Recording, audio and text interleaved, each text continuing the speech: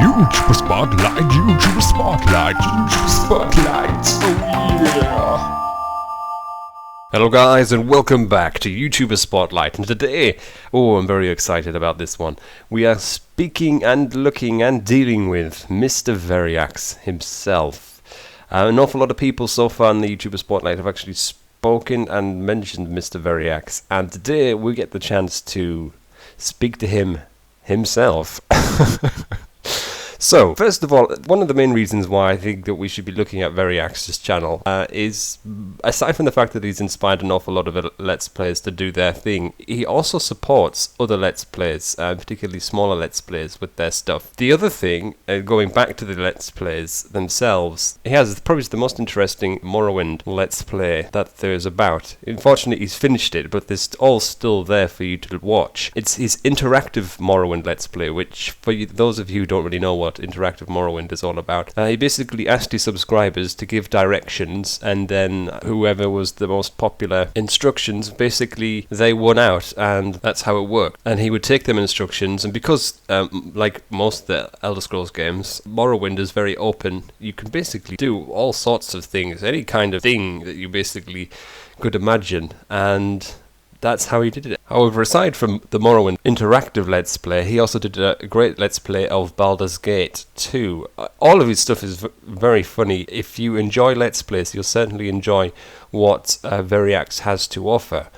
Anyway, let's get down to the real business of YouTuber Spotlight and have a little word with Mr. Veriax himself. Hey up there, Veriax. How are you doing? Hello, Sam. How are you? I'm doing grand, thank you very much. Indeed. Yeah, help indeed. Bloody cheeky monkey. Alright, well, first of all, before we get into it, how are you doing? How's life treating you?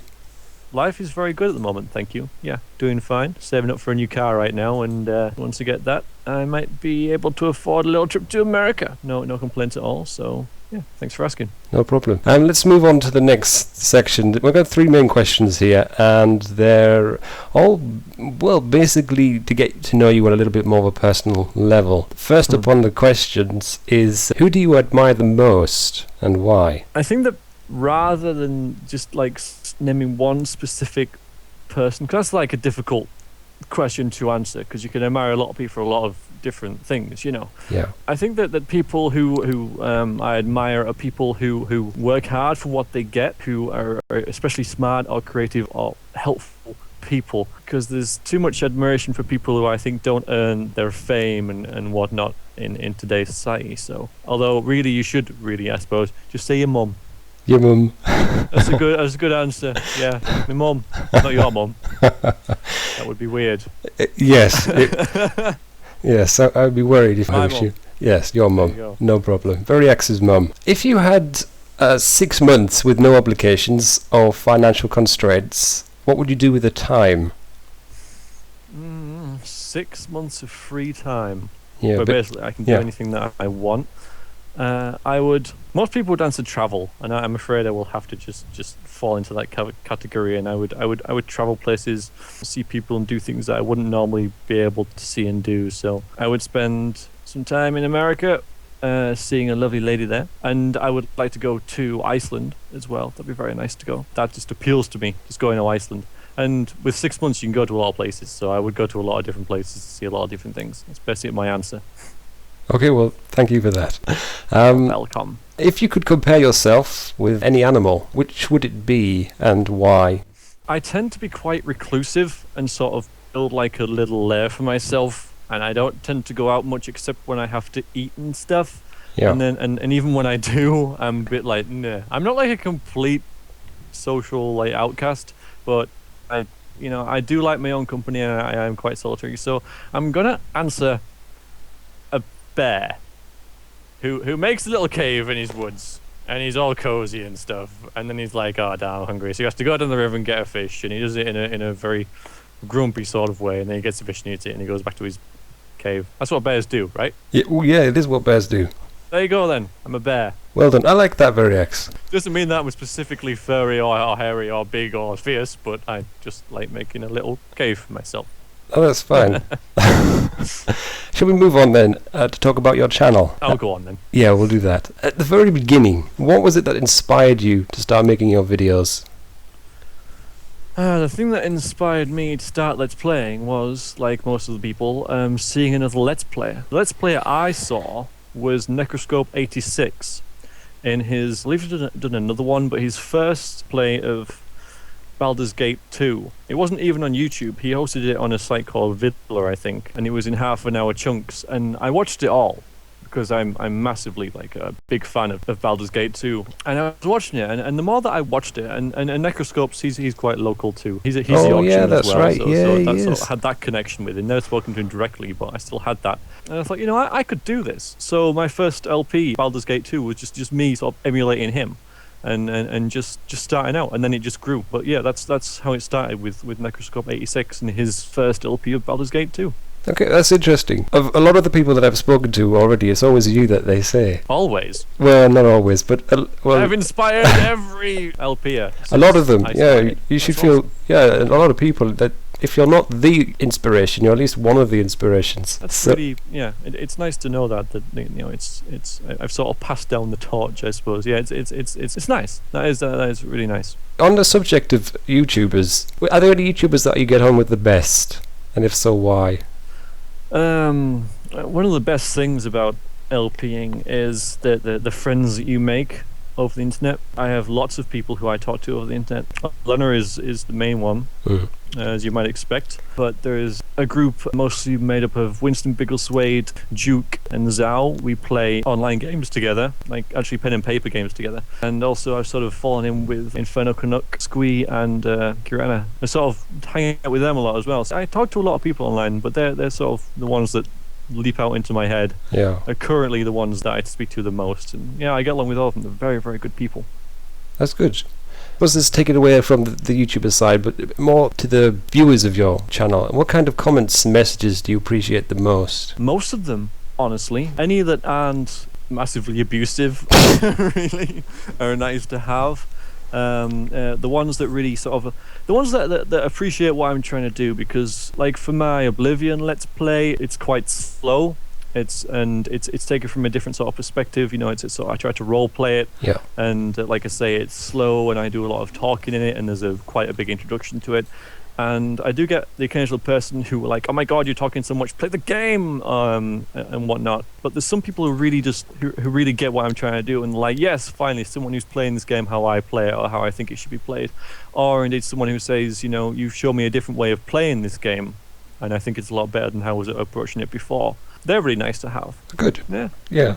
I do like those. They're just like really nice. All the support saying nice LP or you're doing a good job, or I really like that bit in the video, or anything that's like supportive or showing that people are enjoying my videos. I appreciate those as well. So I appreciate pretty much everything that isn't just abuse, pretty much. Do you get a lot of abuse?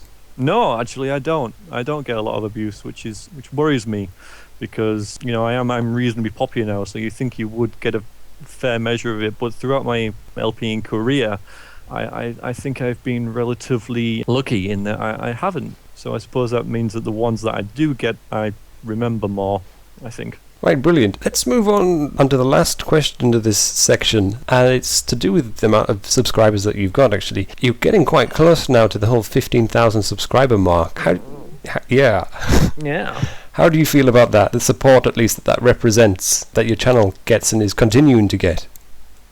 It's very flattering, actually, because I think LPing is a very personal thing. When you make a video and you talk over it, there is like a degree of like projection where you sort of you create a little bit of a persona, because you sort of like you're entertaining. You do it to entertain pretty much, but it's still 90% at least just you and your personality. So when people subscribe to you and say subscribe to you, like for more than one LP, so they don't subscribe to you for a particular game, but they do it for you, then it's saying that they like you as a person, sort of thing, and they like your sense of humor and your comments and whatever. It's really flattering that people actually want to watch me play games. It bamboozles me what the appeal is sometimes, because I know that sometimes I can be very hard to watch, because I'm sometimes the most unobservant person ever, and like it's right there on the screen and I can't see it, or I go in the wrong direction, or and that is, I suppose, sort of the appeal as well. But even so, it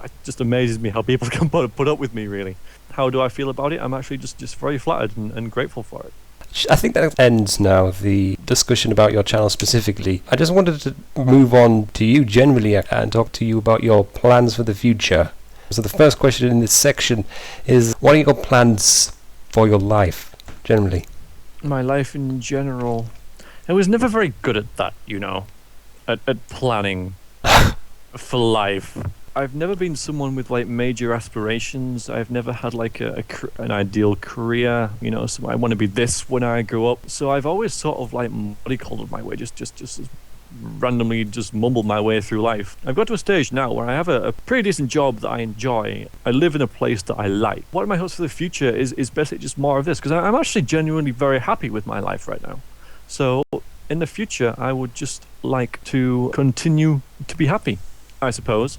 But yeah, I don't really have any, you know, any major aspirations or anything, and I never have done. I've never been that sort of person. Never been an ambitious sort of person. But then I suppose that just means that I'm easily pleased, and therefore I'm easily made happy. And I think that's a strength rather than a weakness. Yeah, no, I agree with you. Well, at least contentment with what you got, particularly if you're happy with where you are. Because we're of similar ages, I think. I'm 28 coming up. Yeah, and I'm 30. So I think Big 3-0. Yeah, how did that feel? It felt like another birthday. Didn't feel any different. No, it's overrated. Don't worry about it. Didn't feel any different from when you were in your 20s? No. It wasn't, and it isn't. Yeah. So. Yeah. Anyway, should we move on? Yeah. Okay. What are your hopes for the future of your channel? Well, I would like to do some more Let's Plays. Obviously. I would like to do some good Let's Plays as well, because that sounds like a strange thing to say, I know. LPing is more of a science than I ever thought it would be. There's a lot to Let's Playing. And I saw one of your videos earlier where you mentioned that Let's Playing is an easy thing to do. And it is. It is an easy thing to do. But when you really look at it, Let's Playing has got a lot to it. For example, like the buffer on your videos, whether you want like have a huge buffer in your videos so that you don't have comments spoiling it, or whether you want comments helping you along so you keep a small buffer in a game, and whether you want to keep a schedule, whether you don't, there's video length and all that sort of thing. There's a lot to it, so I'm still learning with that. So what I mean by some good Let's Plays is to learn from my mistakes, because I've done a few Let's Plays recently, one in particular where I haven't been very happy with the way it is. So I'm hoping not to repeat the same mistakes as I have in the past. So my future plans for the channel are twofold. First of all, to do some Let's Plays that I personally am happy with, which I have done and I continue to do, otherwise I wouldn't be doing this, to keep it as I want it. Now that sounds kind of silly as well. It's easy to go along with what other people want. For example, with Skyrim, still get requests for that and stuff, and I don't feel the time is right for that, but I hope that I don't succumb to the pressure and start LPing games that I feel that other people want me to play. Yeah. Because I'm, like I say, I'm very grateful and flattered to my viewers for watching, so sometimes I feel that I owe them, and maybe I should do a game that is in demand, you know. And while that might not be a bad thing, I don't want to force myself to do something that I don't want to do, because then the LP might not turn out so well. So, and also to not get a partnership, because I don't want one of those thingies. There you go. Yeah. Well, it's like in contrast to other people, like, oh, I really would like a partnership. I'm like, no, get it away. You've been like that for a while, actually. It's notable for anyone who's followed your channel that you do have a set of principles, and so far you don't seem to have defiled them in any way. You are maintaining the course that you at least set out to do. At least that it's apparent that you set out to do. I hope so. Yeah. Yeah. You should feel proud of that. Oh, thanks. I do, in a way. I do. I hope that it continues, and I keep doing what I'm doing, because it does appeal to some people, and it appeals to good people as well. I have a good subscriber base, and I do. The subscribers that I have, I think, are generally nice people that they do tend to actually get along in the comments as well. I've noticed, so that's nice. Quite rare as well. So I'm happy for the people that watch my videos, and so I don't want to change that by changing the way that I do my LPs, my channel. Yeah. Well, I suppose on the subject of people making comments on your channel, and can you remember the meanest thing that someone said to you about your videos? Like I said before, I don't get that many derogatory comments, especially mean ones, because I can brush off the ones that are obviously just people just random abuse, which I say isn't very common. Something that does stand out to me was when I had about, and maybe it did kind of ground me a bit, I'm not sure, but it was when I had about 1,000 subscribers, maybe like 1,500 or so, and I was doing a stream. I don't think I was in a particularly good mood, and I shouldn't be streaming when I'm in that sort of mood, but I was tired and I was bored, and I thought I'll do a stream. And I was trying to get someone in the chat to change their color, because at that point, anyone with black text, I couldn't read their messages because it was in a black background, and they weren't doing it. And I couldn't see why, because because I couldn't read their text, and so I swore at them. Very. Yeah, I did. I have been known to swear on occasion in streams, because I feel like it's more casual sort of medium. But and I got a PM after the stream, not from that user, but from someone else who thought that I'd got a bit. You crossed the line. They called me arrogant because like I'd got vaguely popular now, and it had gone to my head. I'm not sure whether that was true. I did try to hold a dialogue with them, and I wrote back to them. I didn't hear anything back from them, so I don't know who the arrogant one was. But yeah, it just made me think. Was I should I just have just held back there? Would I have done that if I was streaming to 20 people as opposed to 100? I'm not sure. So, and that just made me think. It wasn't an especially mean comment in answer to your question, but it's certainly one that wasn't positive that I remember. Yeah, we sort of, it just grounded me a little bit, made me think a little bit about what I say to people. Okay, that's it. That's all you're getting. Oh well, I think that's enough actually, and that rounds up actually the main part of our discussion with you. But I want to play a game with you now, Mr. Veriax. Oh God. Yeah, I want to play Would You Rather. So that's good, because when you say want to play the game, I always think of the movie Saw.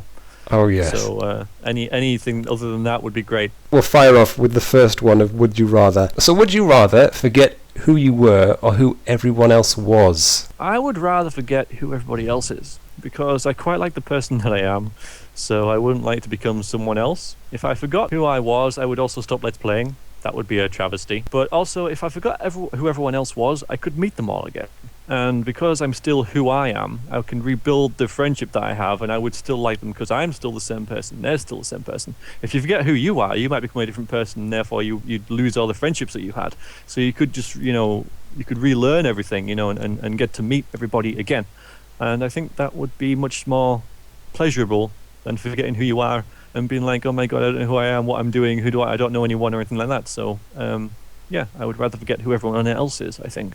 Okay. Would you rather be gossiped about or never talked about at all? Oh, I hate gossips. I wouldn't want to be talked about at all. Yeah, I wouldn't want people talking about, even if it was good, I'd rather someone talk directly to me about something than talk to someone, I hate that. I don't engage in gossip at work or anything like that either. There's too much of it about, and it causes a lot of problems and hassle and stuff, and bad feelings and rumors and Chinese whispers, etc., etc. So I would prefer not to be talked about at all. And then if somebody wonders something, they would come to me rather than talk to someone else. That's your answer? And that is my answer. Brilliant, thank Final you. answer. Would you rather be a tree or live in a tree? I think that when you said, right, okay, two things here. I think that when you said be a tree, I thought that would be like the most boring thing ever. As Gimli said in Lord of the Rings, what do trees have to talk about? You teach a tree how to talk, and it's raining again. Yeah, so I wouldn't want to be a tree, because why would you want to be a tree? That's the worst thing ever. Just stood there for 100 years. Oh, no. When you said live in a tree, I imagined like a great big tree trunk that was hollowed out with different rooms in it, like different sections, like a spiral staircase going up it, and with fully connected to the internet, fiber optic broadband and all that. Whether the tree would be alive at this point is debatable, but nevertheless, I would want to live in a tree and live like that. Yeah, so I would be a bear living in a tree. Mm-hmm. Well done. Yeah, I wouldn't want to be a tree. That would be dull. Yeah. Well, that's your answer. Well done. Yeah. Oh, thank you. Did I get that one right? Yeah, you got that one right. High five. Would you rather always get first dibs or the last laugh? I think that the last laugh is far more satisfying. First dibs. All right, yeah, you get first dibs, but it's always nice to go home at the end of the evening with the last laugh. To have that warm feeling that you've had the last laugh. That everything's turned out your way in the end. So the end justifies the means and all that. And if you've had the last laugh, then your way was undoubtedly better. So yeah, I would rather have the last laugh rather than the first dibs. Thank you, Sam. No problem. Okay, and this is the last one. It's actually my favorite one. I don't know why I like asking this one so much, but I'm going to ask you it anyway. So, yes. Always ask it so I know what it's going to be. Okay. Would you rather overthrow a dictatorship or lead one? I would lead one. Oh. Yeah, I would, and I reckon I do it pretty well. I think I would be a damn good dictator, actually. Plus, if you overthrow one, then what's left? You have anarchy, you have to form a government, and because you overthrew that dictatorship, you'll be part of that, and so you'll have to organize people anyway, so therefore you become sort of a dictator in a sort of different way, but yeah, it'd be far more complicated. And what a mess. No, I'd rather lead a dictatorship, and I would be a dictator, and I think history has shown that dictatorships don't work very well, but I would like to change that. I would like to be... I'm sure there have been examples of where dictatorships work quite well. I would like to be one where it's really clicked, it's really worked well. Because I think that I'm a decent human being, and I listen to people, and I think I'm quite a good mediator in arguments and stuff like that. So I think I would be well suited to be a dictator, and I'd fancy that job. Yeah, I would lead a dictatorship. Thank you very much. Well, thank you very much. Yeah, you're welcome. Absolutely welcome. No problem. That completes actually our little YouTuber spotlight with you. Very much appreciate the time that you took to spend to speak with us. So thank you. No, thank you for having me. It's nice to be among such fabled names that you've had on already. So yeah, it's been really good. Thank you for having me. Brilliant. Okay. Bye-bye. Bye-bye. Toodaloo. Okay. I just stopped that recording. I just said toodaloo. No. Have to do it all again, Sam. Do it all again. Start from the beginning. So there we go. That was Veriax. And I think we're all very grateful for the time that he's took to spend to speak to us and to answer our questions and to let us get to know him a little bit better. Anyway, when we come back, guys, there's going to be more YouTuber spotlight and more YouTubers for us to get to know that little bit better. But that'll be for then. So until then, guys, stay safe, take care of yourself. Goodbye.